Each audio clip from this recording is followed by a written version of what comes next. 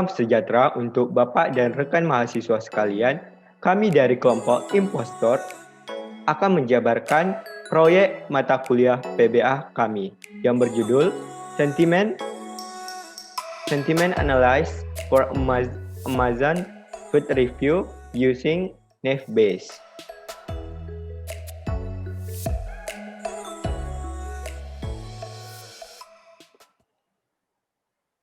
Yang pertama dibahas yakni latar belakang.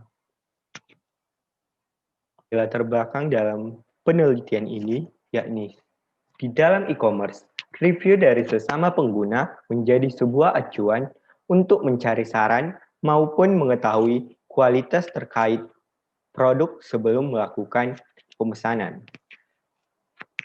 Amazon merupakan sebuah website e-commerce yang menyediakan berbagai kebutuhan pelanggan seperti produk makanan, elektronik, produk kesehatan, serta berbagai kebutuhan lainnya. Namun, pada penelitian ini hanya akan berfokus pada produk makanan. Di dalam website Amazon, telah tersedia sebuah kolom komentar atau disebut dengan review yang dapat dimanfaatkan oleh pelanggan untuk membagikan pengalaman terkait dengan produk yang dibeli. Melalui kolom komentar tersebut dapat menjadi masukan untuk pihak Amazon maupun pelanggan yang ingin melakukan pembelian terhadap produk tersebut atau makanan tersebut. Namun, dikarenakan informasi yang diberikan sudah cukup banyak, maka pelanggan hanya akan memperhatikan review teratas. Di dalam kolom review tersebut juga terdapat kata-kata yang dapat menjadi masukan untuk pihak Amazon ataupun pihak yang terkait dengan penjualan produk maupun terhadap sesama pembeli. Karena pada umumnya sebelum memutuskan untuk memilih produk yang akan dibeli, sebaiknya pembeli mengetahui kondisi dan gambaran hidangan melalui opini-opini dari pembeli sebelumnya. Pengguna yang memanfaatkan e-commerce untuk transaksi jual-beli semakin bertumbuh setiap waktu. Ditambah juga produk yang dijual semakin beragam, sehingga pada akhirnya akan menghasilkan review yang berjumlah banyak pada setiap produk. Dikarenakan jumlah data yang sangat besar dan sangat banyak, sehingga tidak mungkin untuk melakukan analisis dan menghasilkan kesimpulan secara manual. Selain dikarenakan jumlah data yang besar, masalah yang lain yakni informasi pada review adalah berupa opini. Opini berisikan informasi yang bersifat tidak lengkap, tidak konsisten, atau informasi yang berperilaku pada tren tertentu. Banyak komentar ataupun review yang menggunakan kaidah bahasa yang tidak formal melalui proses ekstraksi informasi dan mengembangkan sistem analisis sentimen, maka sistem tersebut nantinya dapat dimanfaatkan untuk menentukan kualitas produk dengan penilaian secara objektif dan dapat juga dimanfaatkan untuk mengatasi masalah informasi yang jumlahnya besar. Sehingga analisis sentimen ini dapat digunakan untuk menemukan polaritas sentimen dari suatu pernyataan atau kalimat dan mengkategorikannya menjadi kategori positif dan negatif. Sentiment analysis merupakan proses memahami, mengekstrak, dan mengolah data tekstual secara otomatis untuk mendapatkan informasi sentimen yang terkandung di dalam suatu kalimat opini tersebut.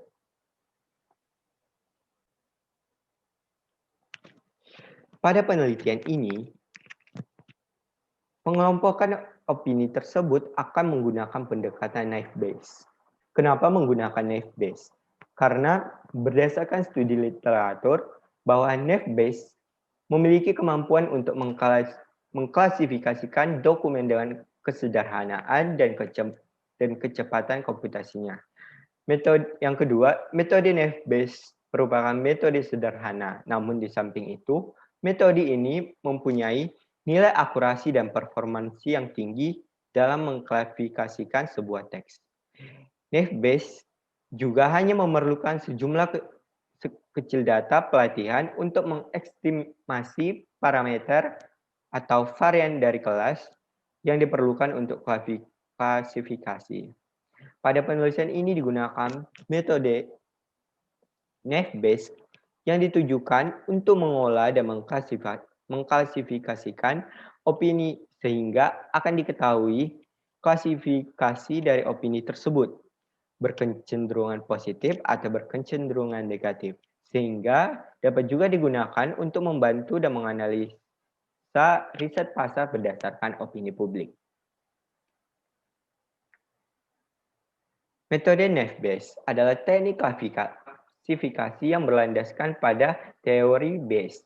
Metode pengklasifikasian dengan menggunakan metode probabilitas dan statistik, yakni melakukan prediksi peluang berdasarkan pengalaman di masa sebelumnya. Dengan karakteristik utama, yakni asumsi yang paling kuat akan ketergantungan dari masing-masing kondisi. Algoritma Naive-Bayes akan dimanfaatkan untuk menentukan apakah data yang akan diuji termasuk ke dalam sentimen positif ataupun negatif. Dalam melakukan klasifikasi, akan memerlukan data latih dan data testing sebagai proses mesin pembelajaran. Data latih dimanfaatkan di dalam metode Naive-Bayes sehingga diperoleh model klasifikasi untuk penentuan kelas pada data uji. Pada penelitian ini, dataset yang digunakan di dalam penelitian berasal dari Amazon Fine Food Review yang diperoleh dari Kaggle. Data ini akan berisi tentang kumpulan opini pembeli mengenai makanan yang sedap pada Amazon, yang sudah tersedia pada Amazon dengan jangka waktu lebih dari 10 tahun, termasuk 568.454 ulasan hingga Oktober 2012. Ulasan termasuk peringkat, informasi produk, dan pengguna, dan juga ulasan teks biasa. Ini juga mencakup ulasan dari semua kategori Amazon lainnya. Atribut yang terkandung pada dataset ini yakni product ID yang merupakan pengidentifikasian unik untuk produk, ID merupakan pengenal unik untuk pengguna, profile name yakni nama profil dari pengguna, helpfulness numerator merupakan jumlah pengguna yang menganggap review bermanfaat, helpfulness denominator yakni jumlah pengguna yang menunjukkan apakah ulasan tersebut bermanfaat atau tidak. Skor yang merupakan peringkat antara 1 dan sampai 5. Time yakni stempel waktu. Summary merupakan ringkasan review dan teks merupakan ulasan atau hasil review. Selanjutnya saya akan membahas mengenai bab desain.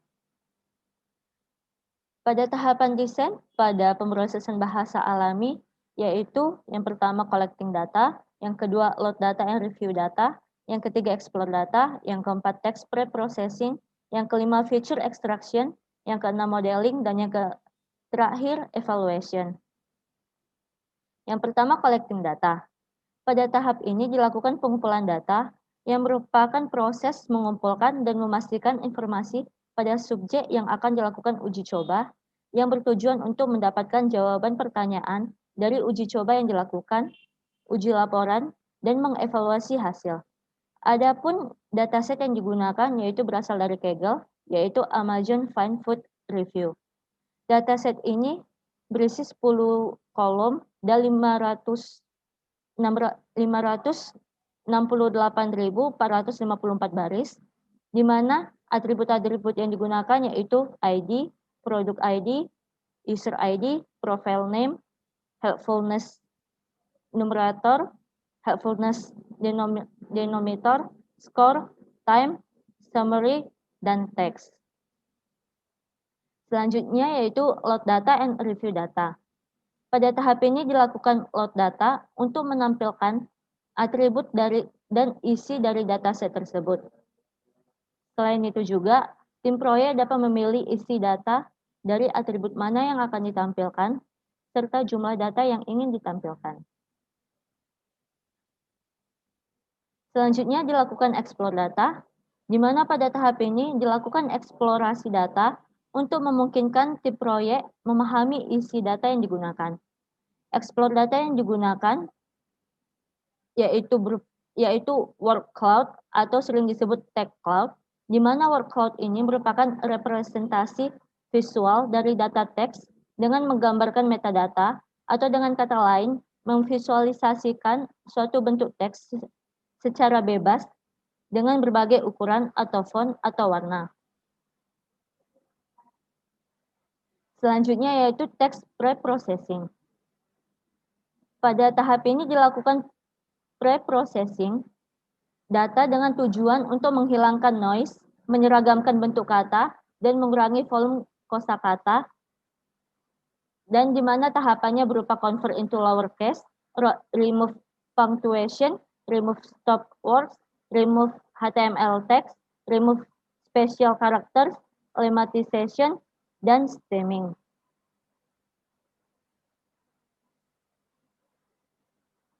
Selanjutnya dilakukan feature extraction. Feature extraction ini merupakan suatu proses mengekstrak informasi-informasi yang paling relevan untuk dikategorikan dengan meminimalkan variasi antara pola dalam suatu kategori dan sekaligus memaksimalkan variasi antar kategori yang berbeda dari data mentah yang tersedia.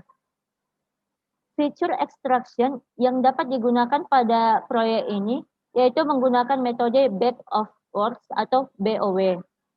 Metode back of words atau BOW ini merupakan representasi sederhana yang digunakan pada pemrosesan bahasa alami, di mana sebuah teks yang berupa kalimat atau dokumen diwakili sebagai kantong atau bag multiset dari kata-kata yang terkandung di dalamnya tanpa memandang urutan kata dan tata bahasa, namun tetap mempertahankan keberagamannya. Pengertian lain dari BOW ini merupakan suatu model yang mempelajari sebuah kosakata dari seluruh dokumen untuk kemudian memodelkan tiap dokumen dengan menghitung jumlah kemunculan setiap kata. Selanjutnya yaitu modeling. Pada tahap ini dilakukan pembangunan sentimen analisis untuk food review Amazon dengan menggunakan Naive Bayes.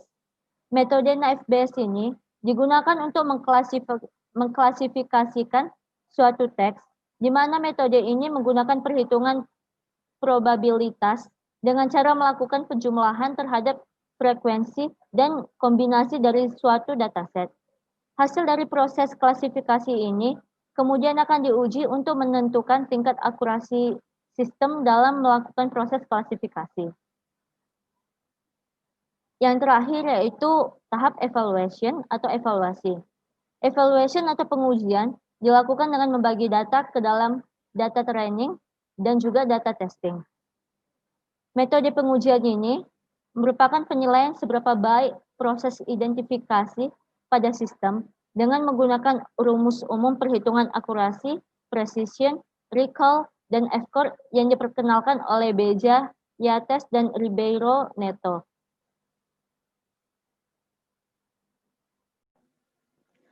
Saya akan menjelaskan mengenai bagian implementasi. Pada bagian implementasi, kami melakukan collecting data, load data, review data, explore data, text preprocessing, modeling, dan evaluation. Di sini kami mengimplementasikannya menggunakan Jupyter Notebook, di mana kami menggunakan dataset yang merupakan kumpulan dari review makanan dari para pengguna Amazon. Di sini data yang kami peroleh berasal dari Kaggle dengan banyak jumlah data 568.454. Pada line ini dapat kita lihat, di sini kami mengimplementasikan untuk melakukan read data dari dataset yang sudah kami dapat dari Kaggle. Di sini kami menggunakan library Pandas. Selanjutnya di sini untuk melihat data-data yang sudah kami load, di sini kami menggunakan perintah head. Di sini dapat kita lihat data-data yang sudah berhasil di-load. Perintah .shape dan .info ini berguna untuk menampilkan berapa banyak kolom dan baris pada dataset, dan memberikan informasi mengenai dataset itu sendiri. Adapun hasil dari program yang sudah dijalankan dapat dilihat seperti berikut. Di sini terdapat 10 kolom dengan jumlah baris 56.844 dan di sini terdapat dataset infonya.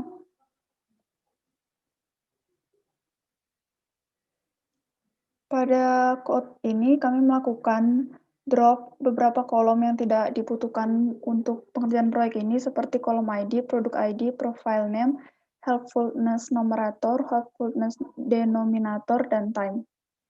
Di sini dapat kita lihat kolom-kolom yang tersedia tersisa user ID, score, dan summary, dan teks.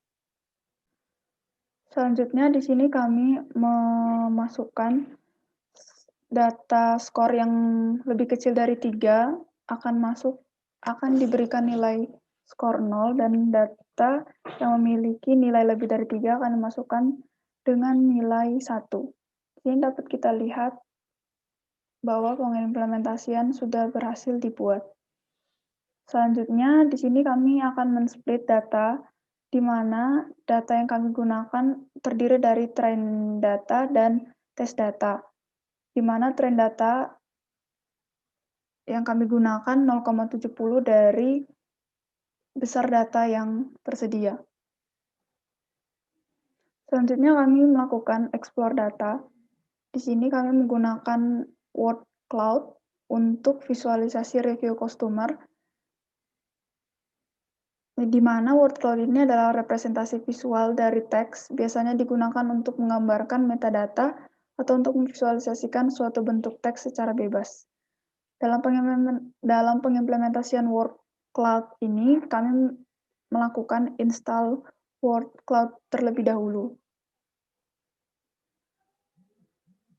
Pada review skor yang buruk, di sini kami menggunakan background color berwarna putih untuk bad review. Di sini dapat kita lihat hasilnya. Untuk good review, kami menggunakan background hitam.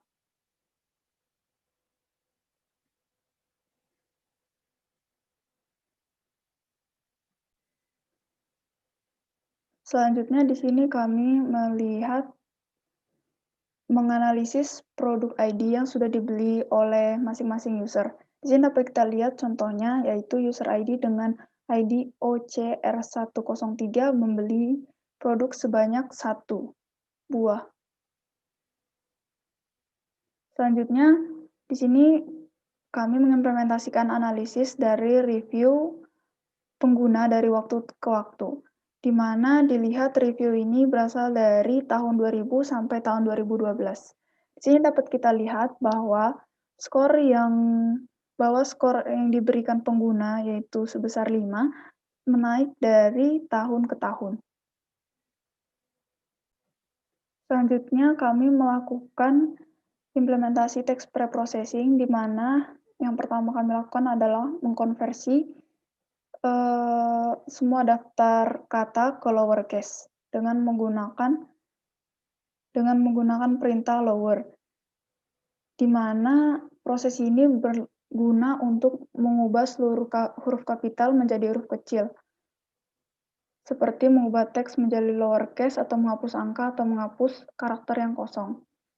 Selanjutnya kami di sini melakukan remove stop word, di mana untuk kinerja klasifikasi akan menjadi lebih optimal dengan menghapus kata-kata yang jarang muncul dan akan mengurangi data spasial dan menyusutkan ruang fitur secara substansi.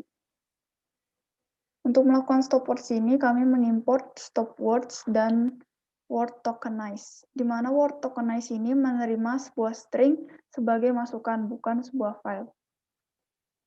Di sini dapat kita lihat bahwa pengimplementasian sudah berhasil dilakukan.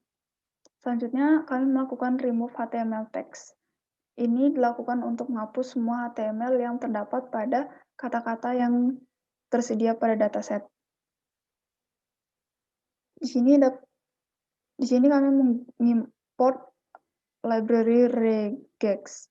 Selanjutnya, Di sini dapat kita lihat bahwa pengimplementasian sudah berhasil dilakukan. Selanjutnya kami melakukan penghapusan pada spesial karakter. Pada penghapusan spesial karakter ini dilakukan pada setiap kalimat. Dapat kita lihat kodenya seperti berikut.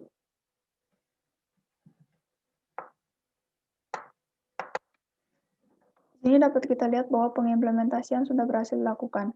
Selanjutnya kami melakukan lematisasi. Lematisasi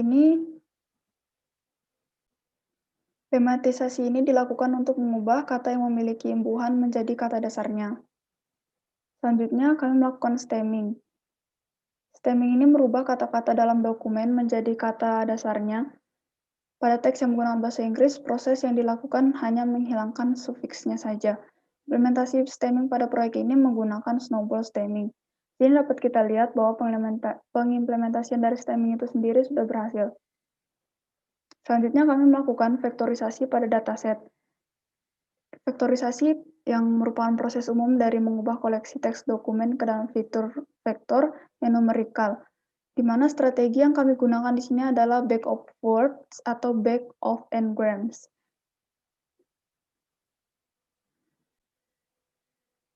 Di sini kami melakukan import pada count vectorizer.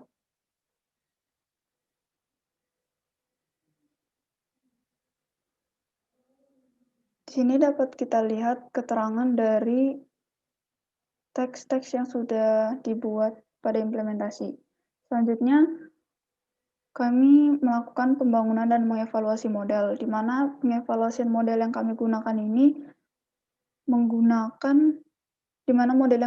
ini adalah model multinomial naive Bayes. Pada pengimplementasian ini diperlukan untuk mengimport library multinomial NB untuk melakukan pengklasifikasian menggunakan multinomial naive Bayes.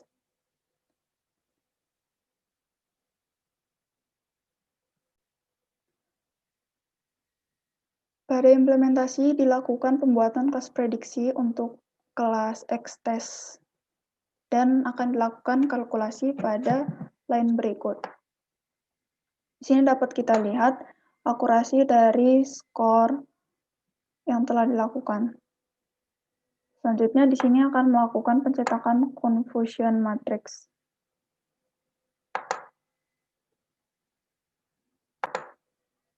Di sini dilakukan pengecekan pada precision, recall, dan F-score dan F1 score, di mana mendapatkan akurasi sebesar 0,91.